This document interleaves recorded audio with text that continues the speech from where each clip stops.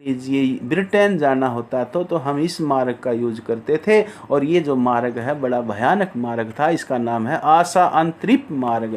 ये प्रश्न भी आपने नोट कर लेना है, याद रखना है कि सवेज नहर के बनने से पहले हम किस मार्ग का यूज करते थे यूरोप में पहुंचने के लिए, ब्रिटेन में पहुंचने के लिए, अमेरिका में पहुंचने के लिए। तो हम आशा अंतरिप मार्ग का यूज करते थे, ये आपने नोट कर लेना है। ये आशा अंतरिप जो मार्ग था ये बड़ा भयानक मार्ग था, क्योंकि ये दक्षिणी ध्रुव के नज़दीक पहुंच जाता है। हमारे जलियान वहाँ बर्फ़ की चट्टानें हैं। अंटार्कटिका महाद्वीप वहाँ नज़दीक लगता है, और वो अंटार्कटिका महाद्वीप के नज़दीक होने के कारण, वो दक्षिणी ध्रुव पर होने के कारण वहाँ चट्टानें हैं, बर्फ़ की चट्टानें हैं, जिससे दुर्घटना घटने का भय रहता था। तो ये मैंने दिखाया। अब हम सवेज मार्ग का यूज करते हैं, ये सवेज मार्ग है बच्चों। अब हम यहाँ से, जैसे अपनी मुंबई है, अपन मुंबई को अपन यदि ब्रिटेन में हमने जाना है, लंदन जाना है, तो हम इस मार्ग का यूज करेंगे। ऐसे हम लंदन चले जाएंगे। और पहले हम बच्चों यहाँ से जाते थे, जो काफ़ी लंबा पड़ता था। आज भारत यानी कि मुंबई और लंदन के बीच में सवेज नहर के बन जाने से लगभग 7000 किलोमीटर की दूरी कम हो गई है। ये आपने याद रख लेना है। सवेज नहर मार्ग मिस्र में है। सवेज नहर, आपने इस चीज़ का ध्यान रखना है, में अफ्रीका तथा एशिया को मिलाने वाली जल संधि को काट करके बनाया गया मानवकृत जल मार्ग है। मानवकृत यानी कि मानव ने बनाया है, ये कृत्रिम जल मार्ग है।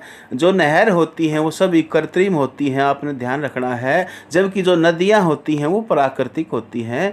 और ये जल संधि क्या होती है मैं आपको बता देता हूँ। जो जल को जल से जोड़ती है, जल को जल से जोड़ दे, वो जल संधि होती है। और सतल संधि क्या होती है? जो सतल को सतल से जोड़ती है, वो सतल संधि कहलाती है। तो जल को जल से जोड़ने का मतलब यहाँ पर क्या है? दो जलों को जोड़ती है। एक जल जोड़ता है, एक तो है हमारा जल है भूमध्य सागर, और दूसरी तरफ है लाल सागर। यानी कि लाल सागर, ये लाल सागर है और ये भूमध्य सागर है। भूमध्य सागर और लाल सागर को जोड़ती है। उन दोनों के बीच में जो सतल भाग है, उस सतल भाग को हमने काट करके कृत्रिम मानवकृत जलमार्ग बना लिया है, और उन दोनों को जो सागरों को जोड़ देती है ये सवेज नहर। यानी कि भूमध्य सागर और लाल सागर को ये सवेज नहरें जोड़ देती है। आपने ध्यान रखना है बच्चों। अब देखिए, हाँ देखिए आगे, यह नहर भूमध्य सागर पर स्थित पोर्ट सैयद, यानी कि जो भूमध्य सागर है, ये भूमध्य सागर है, और भूमध्य सागर के ऊपर जो बंदरगाह है उसका नाम है पोर्ट सैयद। पोर्ट होता है बंदरगाह, पोर्ट होता है बच्चों बंदरगाह। यानी कि भूमध्य सागर के ऊपर जो बंदरगाह है उसका नाम भी पूछ लेता है, तो आपने बता देना है कि भूमध्य सागर के ऊपर जो पोर्ट है, जो बंदरगाह है सवेज नहर का, जो एक स्थान है जहाँ से अपन जलयानों को वहाँ पर लाया जाता है, तो उसका नाम है पोर्ट सैयद। यानी कि भूमध्य सागर पर स्थित पोर्ट सैयद को लाल सागर के ऊपर, देखिए ये भूमध्य सागर है और ये लाल सागर है। लाल सागर पर क्या है? लाल सागर पर जो अपना जो पोर्ट है उसका नाम है पोर्ट सवेज। यानी कि लाल सागर के ऊपर पोर्ट सवेज है और भूमध्य सागर के ऊपर पोर्ट सैयद है। ये आपने बिल्कुल याद रख लेना है कि जो सवेज नहर है, उस सवेज नहर पर जो बंदरगाह हैं वो बंदरगाहों के नाम पूछ लेता है। तो किस किस बंदरगाह को सवेज नहर जोड़ती है? तो एक तरफ जो उत्तर में जो पोर्ट सैयद है वो भूमध्य सागर के ऊपर स्थित है, जबकि दक्षिण में जो लाल सागर है वहाँ पर पोर्ट सवेज स्थित है। ये बिल्कुल ईजी क्वेश्चन है, ये बोर्ड की परीक्षा में काफ़ी आता है, तो आपने इस चीज़ को ज़रूर याद रख लेना है कि पोर्ट सैयद और पोर्ट सवेज जो बंदरगाह हैं वो अपनी सवेज नहर के दोनों किनारों के ऊपर स्थित हैं। इस नहर का निर्माण 1859 में फ्रांसीसी इंजीनियर, यानी कि जो नहर बनाने का जो श्रेय है वो श्रेय किसको जाता है? यानी कि कौन सा ऐसा इंजीनियर था जिसने इस नहर को बनाना, इसका मॉडल बनाया, इसका जो मानचित्र है, इसका मैप वगैरह, इसका डिजाइन जो तैयार किया था, उस इंजीनियर का नाम पूछ लेता तो आपने बता देना है कि वो इंजीनियर थे फ्रांसीसी इंजीनियर फर्दिनैंड डी लेसेपस। लेसेपस भी बोल सकते हो, लेपेलस भी बोल सकते हो। ये फर्दिनैंड डी लेसेपस ये फ्रांस के इंजीनियर थे जिन्होंने इस मॉडल बनाया था। इसका निर्माण का जो श्रेय जाता है, जो इसका इंजीनियर था जिसने इसकी रूपरेखा तैयार की गई थी, वो फ्रांस के इंजीनियर थे। और ये पूरे 10 साल में नहर बन करके तैयार हो गई थी। इसका निर्माण जो शुरू हुआ तो 1859 में इसका निर्माण प्रारंभ किया गया था, और यह बन करके तैयार हो गई थी 1869 में ये बन करके तैयार हो गई थी। ये आपने बिल्कुल याद रख लेना है, मोस्ट इम्पोर्टेंट क्वेश्चन है ये बहुत बार प्रश्न आता है। और आपकी जो बड़ी सीजीएल की परीक्षा है, आप कहीं बड़ी लेवल की परीक्षाएं देते हो, वहाँ पर भी ये क्वेश्चन खूब आता है कि जो सवेज नहर है उसका निर्माण कब हुआ। तो आपने याद रख लेना है कि सवेज नहर का जो निर्माण है वो 1869 में हुआ था। ये बिल्कुल ईजी क्वेश्चन है, ये बहुत बार आता है कि सवेज नहर का निर्माण कब हुआ, 1869 में हुआ था। जिस प्रकार के पनामा नहर, मैंने आपको इससे पहले वाली वीडियो में बताया था कि पनामा नहर को बनने में 10 वर्ष लग गए थे, उसी प्रकार सवेज नहर को बनने में भी 10 वर्ष लग गए थे। आपने बिल्कुल याद रख लेना है कि जो सवेज नहर थी उसका निर्माण 1859 में शुरू किया गया था और 1869 में ये बन करके तैयार हो गई थी। ये बिल्कुल आपने बच्चों नोट कर लेना अपनी कॉपी में। अब देखिए ये कहता है कि ये सवेज नहर 1869 में बन करके तैयार हो गई थी बच्चों। हाँ, ये क्वेश्चन भी एक अच्छा बनता है कि 1956 के बाद, यानी कि 1956 के बाद इस नहर पर मिस्र का अधिकार था। ये बहुत ही अच्छा प्रश्न बनता है कि मिस्र के अधीन ये नहर कब आई थी। तो 1956 में, 1956 के बाद ये जो नहर है, ये 1956 के बाद इस नहर के ऊपर अधिकार हो गया था मिस्र का, यानी कि इजिप्ट का अधिकार 1956 के बाद इसके ऊपर हो गया था। ये आपने बिल्कुल याद रख लेना है, ध्यान रखना है कब हो गया था मिस्र का अधिकार, 1956 में। आपने बच्चों याद रख लेना है, ये बिल्कुल इजी प्रश्न है। कि देखिए मैंने 3 इसमें डेट आई हैं कि सवेज नहर का निर्माण कब शुरू किया गया था। तो आपने बता देना है बच्चों 1859 में इसका निर्माण शुरू किया गया था और 1869 में ये नहर बन करके तैयार हो गई थी। इसमें तीसरी जो सन का जो जिक्र आता है वो है 1956, यानी कि 1956 के बाद ये जो नहर है वो मिस्र के अधिकार में आ गई थी। ये आपने याद रख लेना, यहाँ से ये प्रश्न आपका बनता है। यह नहर है, ये कहता है, आगे कहता है कि यह जो नहर है, हाँ यह नहर 173 किलोमीटर लंबी है। ये बात भी आपने नोट कर लेनी है कि ये जो नहर की लंबाई है, इसकी जो लंबाई है वो कितनी है। इसकी जो लंबाई है, इस नहर की लंबाई 173 किलोमीटर है। ये बिल्कुल आपने नोट कर लेनी है अपनी कॉपी में कि जो सवेज नहर है, इस सवेज नहर की लंबाई यदि पूछ लेता है आपकी परीक्षा में तो आपने बता देना है कि सवेज नहर की लंबाई 173 किलोमीटर है, 173 किलोमीटर इसकी लंबाई है। और यदि ऑप्शन में आता है तो कई बुक इसको 168 किलोमीटर इसकी लंबाई बताते हैं, तो वो भी ठीक है। 173 पहले जिसकी लंबाई 168 किलोमीटर थी, अब इसको कुछ और बढ़ा दिया गया है थोड़ा सा, तो आज इसकी लंबाई 173 किलोमीटर है। ऑप्शन में यदि आता है तो वो आपको काफ़ी डिफरेंस देगा। ऑप्शन में 173 देने के बाद वो 185 या 190 देगा किलोमीटर लंबाई, फिर उसके बाद 200 किलोमीटर दे देगा, इधर 150 किलोमीटर देता है। तो इस प्रकार आपको 4 ऑप्शन देंगे, उसमें काफ़ी डिफरेंस आपको मिलेगा। तो आपने 173 या 168 जो ऑप्शन आएगा उसको आपने निशान लगा देना है। ये बच्चों आपने ध्यान रखना है, ये बिल्कुल आपने बिल्कुल याद रख लेनी है ये बातें कि जो सवेज नहर है उसकी लंबाई 173 किलोमीटर है।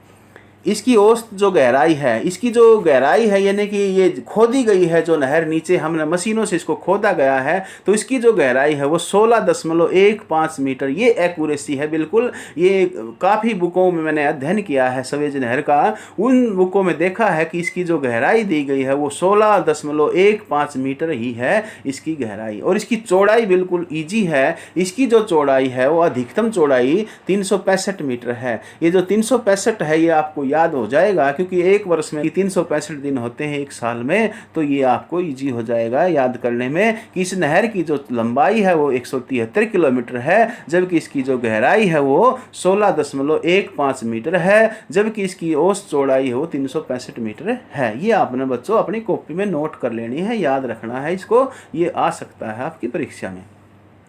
आगे कहता है कि सवेज नहर पश्चिम में, यानी कि सवेज नहर है वो पश्चिम में नील घाटी के, यानी कि नील नदी, एक नील नदी का एक जिक्र आया है। आपको बता देता हूँ कि जो नील नदी है ये विश्व की सबसे लंबी नदी है। ये आपने याद रख लेना है कि प्रश्न आता है कि विश्व की सबसे लंबी नदी कौन सी है बच्चों, तो विश्व की सबसे लंबी नदी है वो आपकी नील नदी है। ये आपने याद रख लेना है। इसके पश्चिम में नील नदी लगती है। ये जो सवेज नहर है इसके पश्चिम में नील नदी का क्षेत्र लगता है है, और नील नदी इसका जो इलाका है वो इसके पश्चिम में पड़ता है। पूर्व में सिनाई प्रायद्वीप है, ये जो पूर्व में इसके पूर्वी साइड को लगता है वो वहाँ पर एक सिनाई प्रायद्वीप है। और जो प्रायद्वीप होता है वो ऐसा स्थान, ऐसा भूखंड होता है जो तीन तरफ से सागर से या जल से घिरा हुआ जो प्रदेश होता है, स्थल होता है, उसको प्रायद्वीप कहते हैं। ये आपने नोट कर लेना है कि ऐसा भूखंड, ऐसा स्थल भाग जो तीन तरफ से जल से घिरा होता है उसको क्या कहते हैं? तो बच्चों उसको कहते हैं प्रायद्वीप। उसको क्या कहेंगे बच्चों?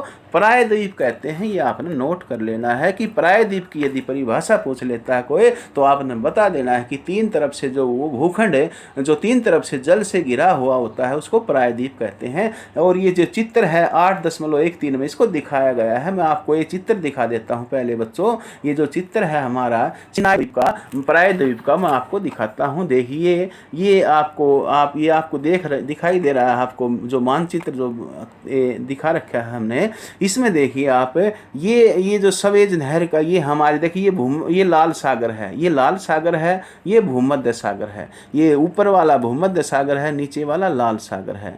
और उर्ली तरफ जो उर्ली साइड का जो मिस्र है, यहाँ पर क्या है? नील नदी का क्षेत्र लगता है। और जो प्रायद्वीप इसने बताया था सिनाई प्रायद्वीप, वो ये है, ये एशिया साइड को लगता है, ये सिनाई प्रायद्वीप है। तो मैंने आपको मानचित्र में दिखाया ये सिनाई प्रायद्वीप है, ये नील नदी का क्षेत्र है, और ये भूमध्य, ये लाल सागर है, ये नीचे वाला लाल सागर है, जबकि ये कौन सा है? ये भूमध्य सागर है। ये आपने नोट कर लेनी है अपनी कॉपी में, अच्छी प्रकार से इसको ध्यान रखना है। अब देखिए इसको फिर अपन वहीं चलते हैं अपने डिजिटल बोर्ड की तरफ। देखिए हाँ, ये कहता है कि सिनाई प्रायद्वीप को अलग करती है। मैंने आपको मानचित्र के ऊपर सिनाई प्रायद्वीप आपको दिखा दिया है।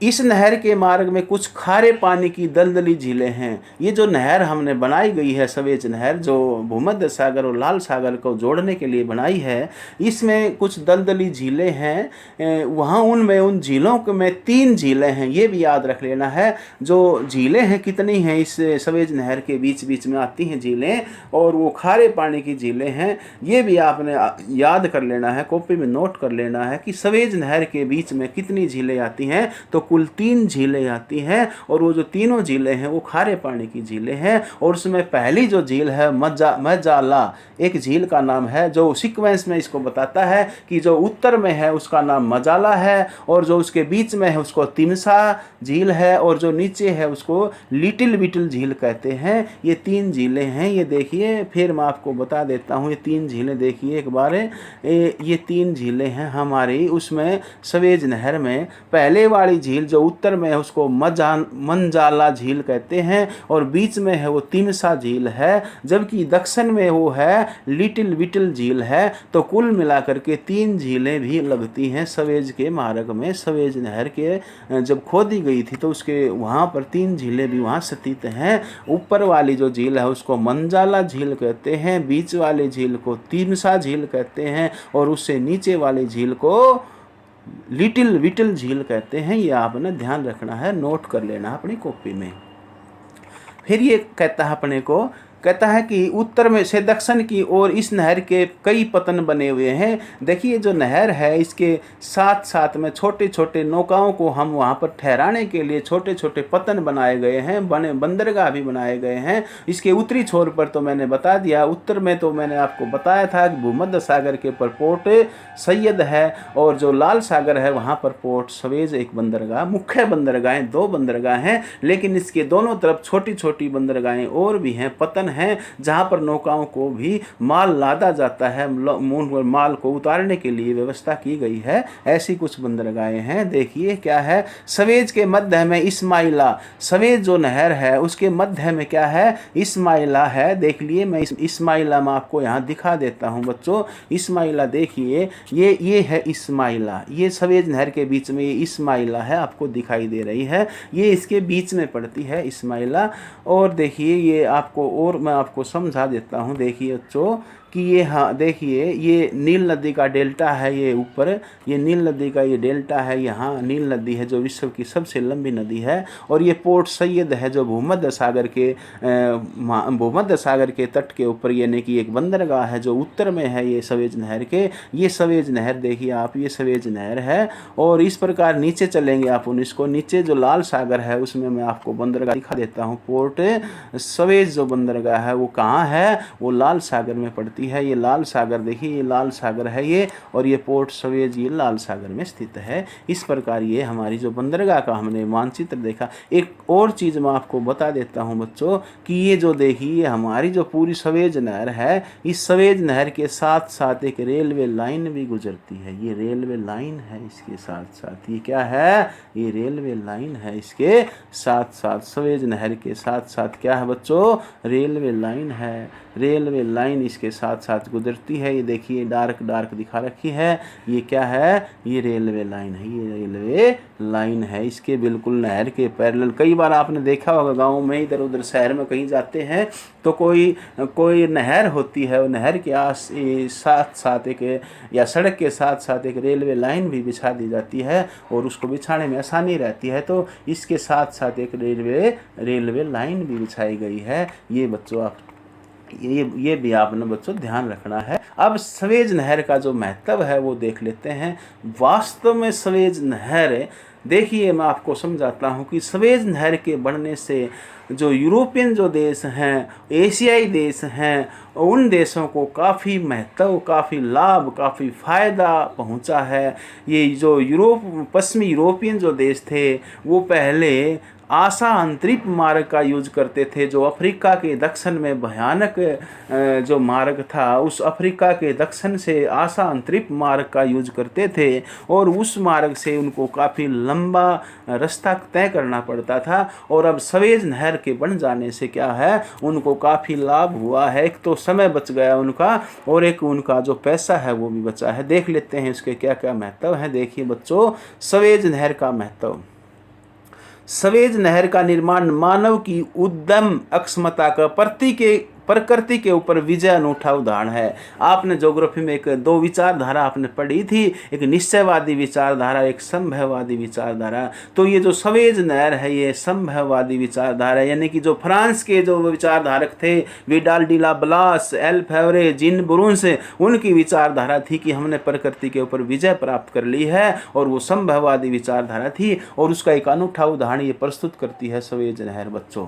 हाँ, कहता है कि इस मार्ग के खुल जाने से, ये जो मार्ग बना है, इस मार्ग के खुल जाने से यूरोप के देशों को, पूर्वी अफ्रीका के देशों को, एशिया के देशों को, ऑस्ट्रेलिया के बीच में एक छोटा मार्ग बन गया है। मैं आपको मानचित्र के ऊपर ले चलता हूं बच्चों। जो मानचित्र के ऊपर हम देखेंगे कि कैसे छोटा मार्ग बन गया है। देखिए आप, ये हमारा सवेज मार्ग, सवेज नहर का ये मार्ग है। ये देखिए बच्चों आप, ये सवेज नहर देखिए, ये हमारा भारत है, ये श्रीलंका है। और पहले हमने मान लिया, नोट कर लेना है, ये मोस्ट इम्पोर्टेंट पर्सन है कि मुंबई और ब्रिटेन के बीच में सवेज नहर के बन जाने से कितने किलोमीटर की दूरी कम हो गई है, 7000 किलोमीटर की बच्चों दूरी कम हो गई है। इसकी ये कुछ महत्व हैं, मैं आपको और इसके महत्व बताता हूँ बच्चों। देखिए, हाँ, कहता है कि सवेज नहर के बन जाने से, देखिए बच्चों, हाँ, ये कहता है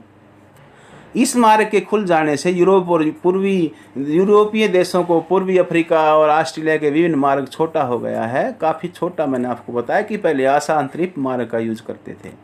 इससे यात्रा में लगने वाले समय तथा पैसे की बचत हुई है। पहले जहाज़ों को अफ्रीका के दक्षिण में लंबा चक्कर काटना पड़ता था। ये प्रश्न मैं आपसे पूछूंगा कि ये जो लंबा चक्कर काटना पड़ता था, ये क्यों काटना पड़ता था? कि सवेज नहर नहीं थी, जिस कारण से हमने ये चक्कर काटना पड़ता था। और वो चक्कर काटकर किस मार्ग का यूज करते थे? आशा अंतरिक्ष मार्ग का यूज किया जाता था। ये प्रश्न भी बहुत ही धाकड़ प्रश्न है, इंपॉर्टेंट प्रश्न है कि सवेज नहर के बनने से पहले, यानी कि सवेज नहर जब नहीं बनी थी उससे पहले हम यूरोपियन देशों पर जाने के लिए, पहुंचने के लिए किस मार्ग का यूज करते थे? तो उस मार्ग का नाम है आशा अंतरिक्ष मार्ग का यूज किया जाता था। बच्चों, ये आपने नोट कर लेना है, ध्यान रखना है कि आशा अंतरिक्ष मार्ग जो है वो पूरे अफ्रीका को चीर करके दक्षिण में, अफ्रीका का जो दक्षिणी भाग है वहाँ से हम गुजरना पड़ता था, जो काफ़ी लंबा था। लेकिन अब भूमध्य सागर के रास्ते से, अब कहता है अपने को कि लेकिन अब भूमध्य सागर के में से नहर, सवेज नहर बनने के कारण और लाल सागर के मिलने से के कारण अब अरब सागर के छोटे मार्ग से जल्दी पहुंचा जा सकता है। ये इसका एक अच्छा लाभ है। इसने बताया कि इसका एक फ़ायदा क्या हो गया कि जो मार्ग था वो काफ़ी छोटा हो गया है सवेज नहर के द्वारा यूरोपियन देशों को पहुंचने के लिए। इसने बता भी दिया अपने को, उदाहरण भी दिया इसने, ये उदाहरण भी देता है। देखिए इसने उदाहरण दिया है कि आशा अंतरिक्ष मार्ग की तुलना में सवेज मार्ग से लंदन और मुंबई के बीच में मैंने आपको 7000 बताई थी। इस बुक में इसने लिखा 9600 किलोमीटर की दूरी कम हो गई है। बहुत ही जबरदस्त बात बता दी इसने अपने को कि मुंबई और लंदन, यदि आप मुंबई, आप नेवी में लग गए और आपको जलियान का यूज करना है और आपने लंदन जाना है मुंबई से, तो आप सवेज मार्ग का यूज कीजिए। आपकी 9600 किलोमीटर की जो दूरी है वो बचत हो जाएगी, कम उसको तय करना पड़ेगा। तो ये एक अपनों को फायदा हो गया है। और जो एनसीईआरटी की 10वीं की जो बुक है उसमें 7000 किलोमीटर लिख रखा है बच्चों। वो मैं आप एनसीईआरटी की जो 10वीं की बुक आप देख लेना कि उसमें लिखा है कि मुंबई और लंदन के बीच सवेज नहर के बन जाने से कितने किलोमीटर की दूरी कम हुई है। तो उसमें 7000 किलोमीटर दे रखा है, कोई दिक्कत नहीं है। तो ये 9600 किलोमीटर दे रखा है, तो हमने 9600 याद रख लेना है, ये आपने ध्यान रखना है। हाँ, उसके बाद अपने को बताता है कि 96, इसके बाद बताता तथा न्यूयॉर्क और अदन के बीच में 10,720 किलोमीटर की दूरी कम हुई है, कि ये फ़ायदा इसको भी है। यानी कि संयुक्त राज्य अमेरिका, न्यूयॉर्क अमेरिका का एक ज़बरदस्त शहर है और उस न्यूयॉर्क और अदन के बीच में भी दूरी कम हुई है। सवेज नहर के बनने से 10,720 किलोमीटर की दूरी कम हुई है। इसमें से एक दिन में इसमें अधिक से अधिक 24 जहाज आ सकते हैं। बहुत ही ज़बरदस्त क्वेश्चन है, याद रखना है कि सवेज नहर में रोजाना कितने जलयान गुजरते हैं। 24 जलयान गुजरते हैं। कितने गुजरते हैं बच्चों? 24। और एक दिन में कितने घंटे होते हैं? 24 घंटे होते हैं। बिल्कुल याद हो जाएगा कि सवेज नहर में 24 जलयान रोजाना गुजरते हैं। कितने गुजरते हैं बच्चों? 24 जलयान रोजाना गुजरते हैं। अब देखिए आगे आप इसका सेकंड जो दूसरा लाभ बताता है अपने को, कहता है कि जो सवेज नहर है उसका एक फ़ायदा और बता देता है अपने को। कहता है कि इस नहर के बनने से यूरोपियन देशों को, विशेष रूप से ब्रिटेन को बहुत लाभ हुआ है। इस मार्ग के द्वारा ब्रिटेन अपने सुदूर पूर्व स्थित उपनिवेश देशों को सस्ता कच्चा माल, वहाँ से सस्ता कच्चा माल मंगा करके और निर्मित वस्तु माल उसको बेच देता है। और जिस कारण से इस सवेज नहर को ब्रिटेन की स्नायु नाड़ी कहते हैं। किसकी स्नायु नाड़ी? ब्रिटेन की स्नायु नाड़ी कहते हैं। और नील नदी को मिस्र की स्नायु नाड़ी कहते हैं। आपने ये जो पूरी वीडियो देखी इसके लिए आपका धन्यवाद। अब मैं आपसे एक क्वेश्चन पूछता हूँ, आपने उसका कमेंट सेक्शन में जवाब देना है। क्या देना है जवाब? वो आपने सोच करके अच्छी प्रकार से उसका जवाब दीजिए। क्वेश्चन है कि सवेज नहर का निर्माण कब हुआ? सवेज नहर का निर्माण कब हुआ? ये आपने कमेंट सेक्शन में इसका जवाब देना है। धन्यवाद दोस्तों। जय हिंद।